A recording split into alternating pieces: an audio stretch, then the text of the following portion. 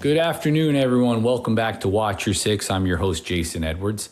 We're glad you're here. We're going to start with some information that we think is current. You know, this time of year, we're always looking at things that impact your financial capabilities and more specifically investments. And as you've all heard, the Fed did cut rates, and that was cutting rates to about 3.6%. But since then, they've talked about probably not cutting any more rates this year. And we want to educate you because a lot of times investors will hear this terminology or vernacular and they're like, well, this sounds great, but what does it mean to me?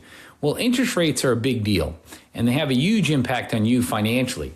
They impact everything from your charge on your credit card to buying a house to buying a car.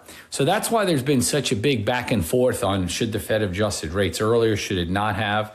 Now, the Fed's concept was, or philosophy is that they were concerned about things like tariffs, inflation. So they didn't want to make money too cheap too quickly because that might impact it negatively. However, those particular fears did not come to fruition. As we see, both the tariffs and the inflationary pressures are much lower than they thought. So now they're starting to adjust or make adjustments to the Fed policy so that rates are coming down. What's that mean to you? Well, that means that there's a possibility, if things continue to go that direction, that trying to buy a house is going to become easier. Trying to buy a car might become cheaper. Your cost on your credit card debt might go lower. And when you have those type of an environment where the cost of money is less or the cost to pay back debt is less, that means that you've got more capabilities for the consumer.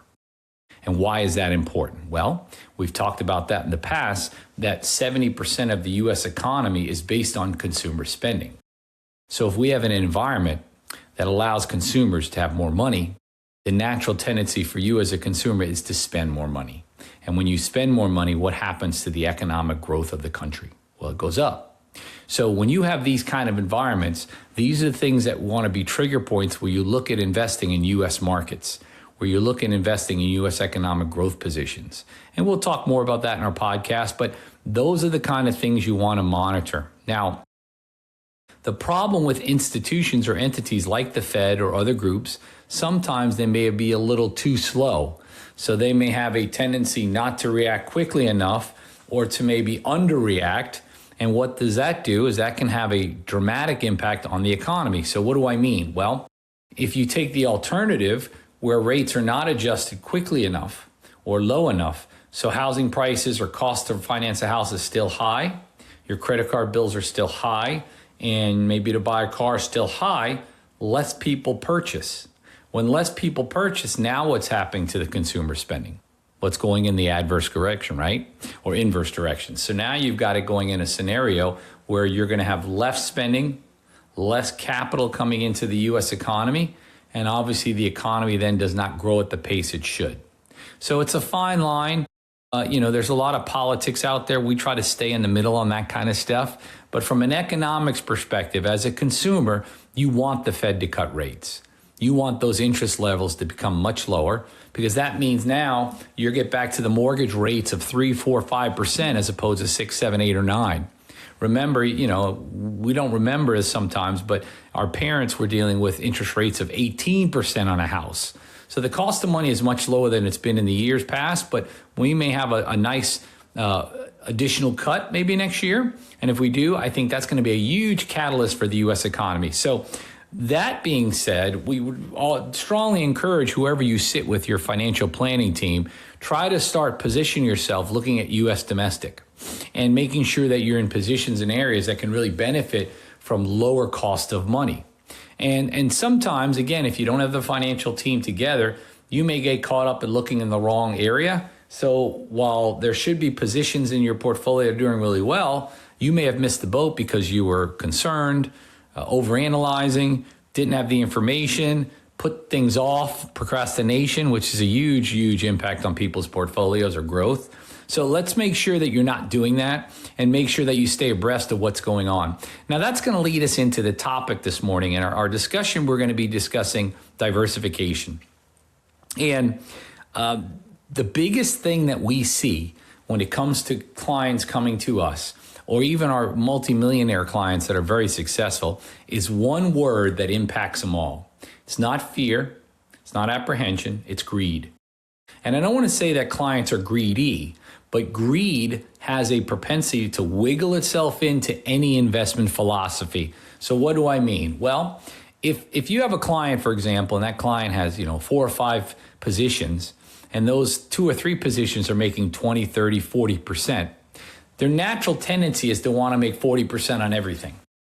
So what they'll do is they'll say, well, these 2 positions are making 40%, and these other 2 positions are only doing about 10. I'm going to move those over here, so now everything's making the same yield. Now, on the surface, they may sound smart, but what's the problem? Well, it wasn't a fundamental decision because now they've gotten rid of the diversification they had.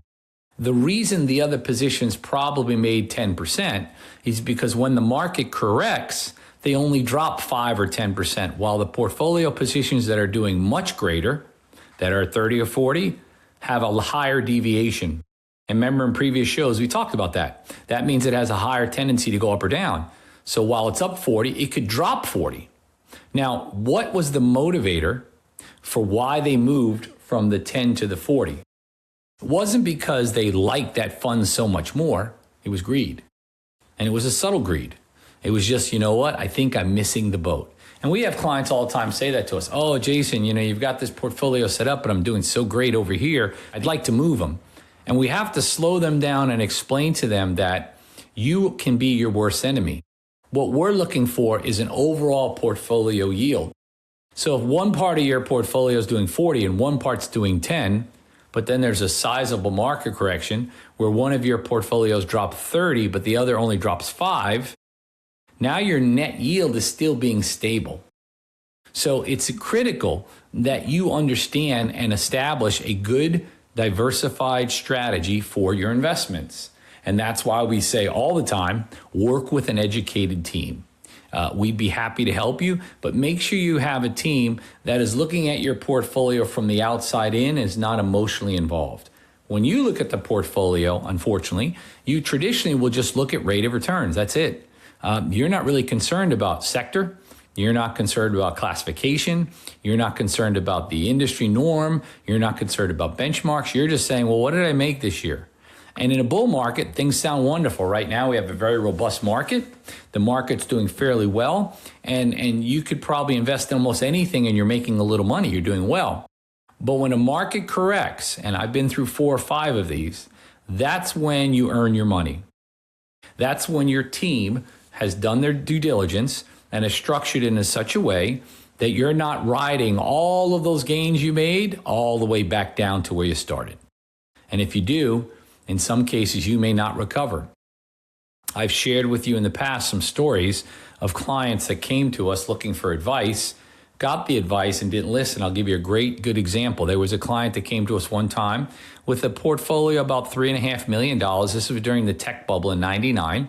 And we advised them that they were not diversified properly. They were millionaires at this point, but they weren't diversified. We highlighted some of the specific areas that they had to fix. And reluctantly, they said, well, we're not going to do that. We're going to stick with our strategy because look at what we've made so far. Now, ask yourself, what was the catalyst for that concept? Why did they make that choice? Well, it wouldn't have been fundamentals because we sat down with a detailed report and gave them the fundamentals of the flaw. It was greed. Now, unfortunately, the market corrected, as we all know it did, and that portfolio went $3.5 million, I believe it was, down to $110,000. Now, this is a unique situation, doesn't happen to everyone, but what do you think the financial, mental, and physical impact of that was to them? Well, it was dramatic. However, could it have been avoided? Absolutely. Could it have been something that would have been a learning lesson where they could have rebounded and done well and continued to build well? Totally. But again, without the right team, and more specifically, in most cases, without delaying that decision to meet with a team, to build your financial wealth, to start building your strategies, individuals find themselves in very awkward, unique situations. And you know what's funny is when they do that, they'll come to us years later and they'll say to us, well, I don't want to invest in the market. I got destroyed. Well, was it the market's fault? Or was it a lack of knowledge and lack of education and lack of playing the market or working within the design of the market that impacted? See, the market is just a barometer. It's an indicator. That's all it is. It basically just tracks how things are going economically. It doesn't have a life of its own. It's not, out there to get you, but it's giving you how money works. And the economy has a ebb and flow to it. And once you understand the ebb and flow to the economy and set up your portfolios properly, you can truly be successful. But again, it's not something you want to play around with. I don't want to become a stay at home or do it yourself dentist. I'm not going to pull out a mirror, pull out an AI chat bot and YouTube and start operating on my teeth and say, I think I got this. Well, the same thing stands pat when it comes to investing. Having a good financial planning team, having individuals that are articulate, looking at ways to reduce your tax footprint, looking at ways to engage capital growth while mitigating risk, looking at ways to make sure that the estate is structured in such a way that those assets are transferred without tax liability. All of those components take a team. So, we talk a lot on the show about watching your six. The reason we use that analogy, if you're new to the show, is because when you watch your six, you've got somebody watching areas that you can't see, things that you've overlooked. So it's critical that you think about it that way. Now, another area we want to talk about as we get closer to the end of the year is taxes. And for those of you who have large estate accounts, or you have a large brokerage account or investment accounts, you really want to start looking at ways to mitigate your tax liability. I see a lot of flaws. One of the flaws I see, particularly in seniors, because they're looking for this, but they don't necessarily need it, is they have an investment that's highly dividend driven versus capital gain driven. Now, if you're using the dividends and you need him to live off of his income, that's great. There's nothing you really want to change there, because the reality is you need that revenue stream. But what I do find with some of our very wealthy clients is as they age, their portfolios are modified more into a dividend strategy, but they don't need the revenue. Here's the problem. When you have a high dividend strategy, you're generating revenue whether you need it or not. And at the end of the year, you find a huge tax bill on those dividends and you didn't even want the money. So another way to redirect that strategy would be to start to augment from a dividend strategy to a capital gain strategy. Why is that different? Well, a capital gain strategy is only taxable revenue on when you sell the asset. So now instead of dividends being dispersed, you simply have appreciation. You're simply trying to grow the asset or the estate. At some point you may want to use some, or you're leaving the bulk of the estate to your family, but now you're reducing your taxable income every year. And now your account is being deferred as it relates to taxes because you're not selling assets. And without the dividend distribution, there really is no tax liability. And I'll go one step further. If you do the long-term capital gain strategy, now when you do take money out, you're not taxed at ordinary income, you're taxed at a much lower bracket. It's a little thing, little strategy, but that's a huge difference. That can mean 10, 15, 20% savings in taxes. So you want to sit down with your team and make sure when you're working with your investment team, ask them, how am I set up? If I'm on a high dividend strategy and I don't really need revenue, is there a way I may go into a capital gain type strategy where I'm using funds that don't pay high dividends, still has growth, but now I'm reducing my tax footprint? Another thing that we see a lot and people don't realize, it's called tax harvesting. If you've got some positions this year that aren't doing well, sell them. Sell them and get the loss, and then take that loss and roll that into your taxes. That's a beautiful way to mitigate tax liability, because now what you're doing is you're taking advantage of a loss, and you can always jump back into that position if you feel strongly about it in January. It's not going to wiggle too much in 2 weeks, I promise you. But that gives you an opportunity to take advantage of some of the tax benefits and reduce some of the taxable gains that you might incur on the rest of your portfolio, especially when your portfolios are in the 50, 100, 200, 1 million, 2 million, 3 million, 20 million.